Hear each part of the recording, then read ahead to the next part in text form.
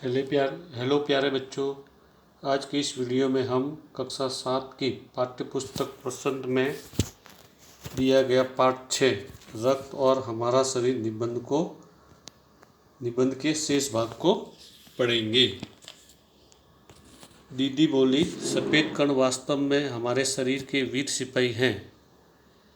जब रोगाणु शरीर पर धावा बोलने की कोशिश करते हैं तो सफ़ेद कण उनसे डटकर मुकाबला करते हैं और जहाँ तक संभव हो पाता है रोगाणुओं को भीतर घर नहीं करने देते। बस संक्षेप में यूँ मान लो कि वे बहुत से रोगों से हमारी रक्षा करते हैं और बिंबाणुओं का काम है चोट लगने पर रक्त जमाव क्रिया में मदद करना। रक्त के तरल भाग प्लाज्मा में एक विशेष किस्म की प्रोटीन होती है जो रक्त वाहिका की कटी फटी दीवार में मकड़ी के जाले के समान एक जाला बुन देती है।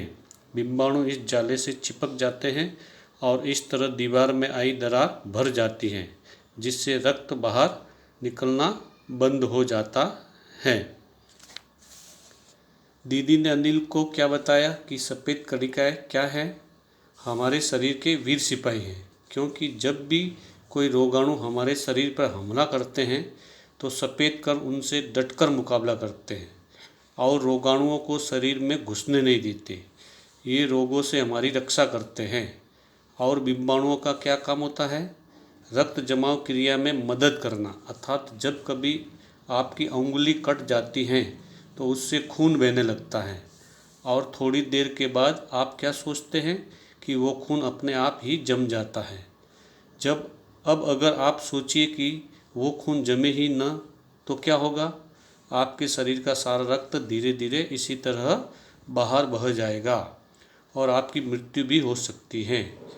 इसीलिए ये जो हमारे शरीर में उपस्थित बिंबाणु या प्लेटलेट्स हैं, ये क्या काम करते हैं? रक्त को जमाने की क्रिया में मदद करते हैं। प्लाज्मा, आपको पता है रक्त के दो भाग हैं, प्लाज्मा और रक्त कणिकाएं। तो प्लाज्मा में ये रक्त कणिका सदैव तैरती रहती है और प्लाज्मा में एक प्रोटीन उपस्थित होता है जो कि जब हमारी कोई रक्त वाहिका कट जाती है या कोई नस कट जाती है तो उसकी कटी हुई दीवार में मकड़ी की तरह एक जाला बूंद देता है और बिंबाणु या प्लेटलेट जो होते हैं वो इस जाले से चिपक जाते हैं और इस तरह दीवार में आई हुई दीवार भर जाती है जिससे रक्त बाहर निकलना बंद हो जाता है। आगे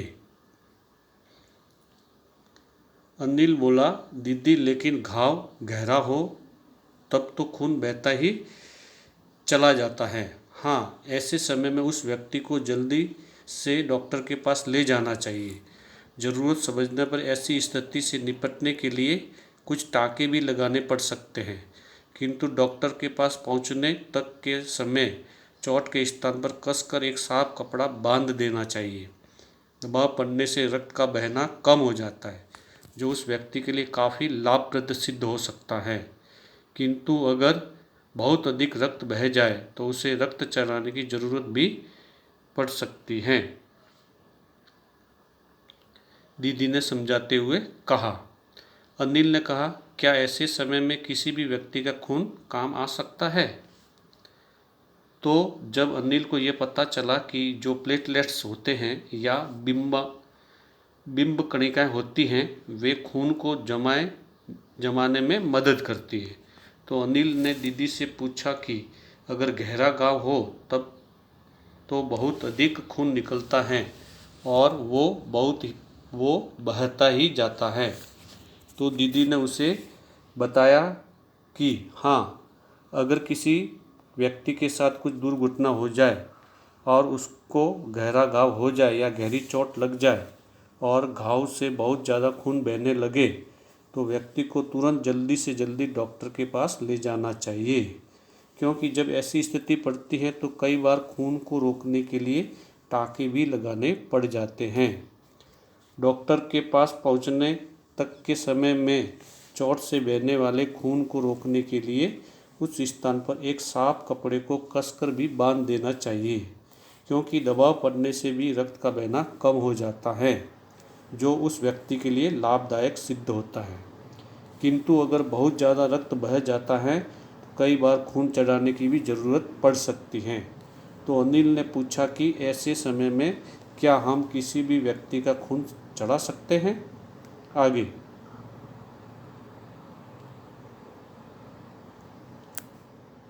दीदी बोली, अनिल, हर किसी का रक्त एक सा नहीं होता।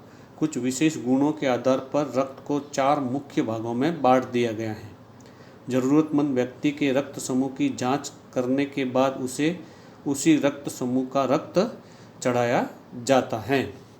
तो दीदी ने उसे बताया कि नहीं, हर किसी का रक्त एक सा नहीं होता।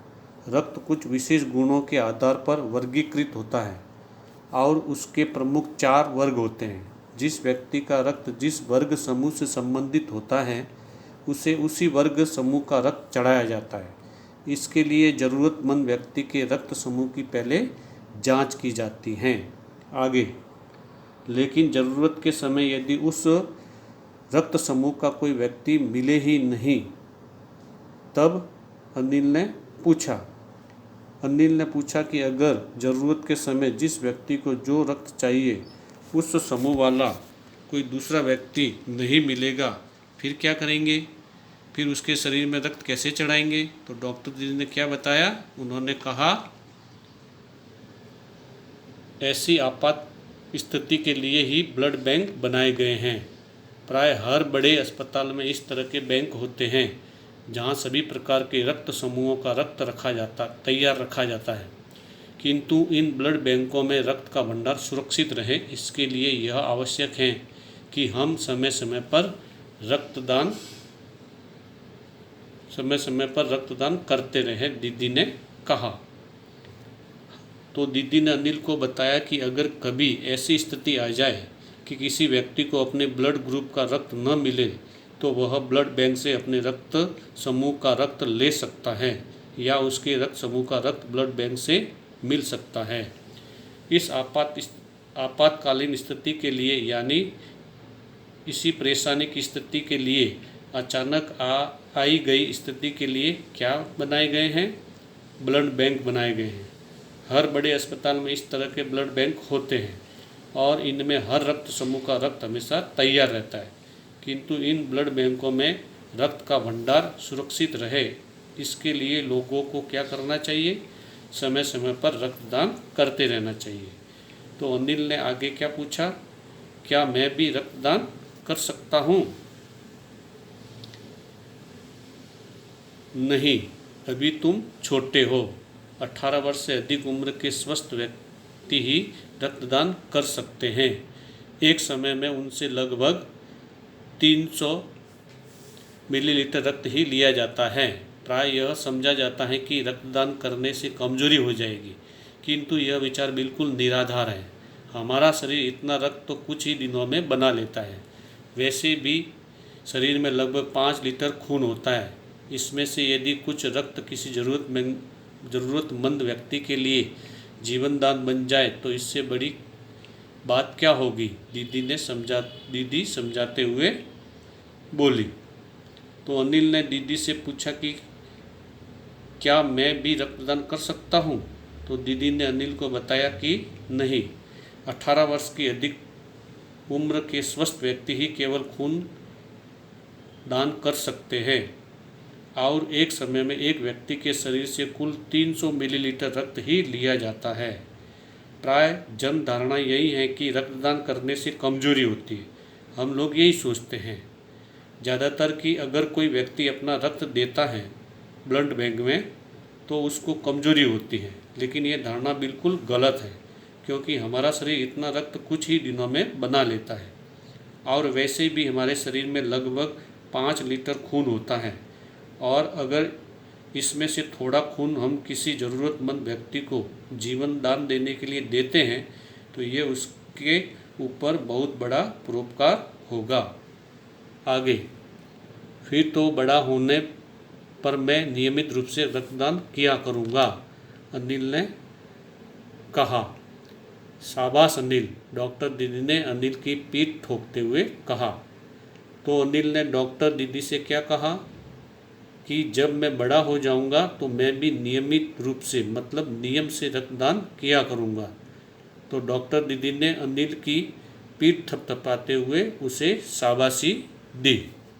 तो आज हमने कक्षा 7 की पाठ्य पुस्तक वसंत में दिया गया पाठ रक्त और हमारा शरीर पढ़ा। और अब इस पाठ के प्रश्न।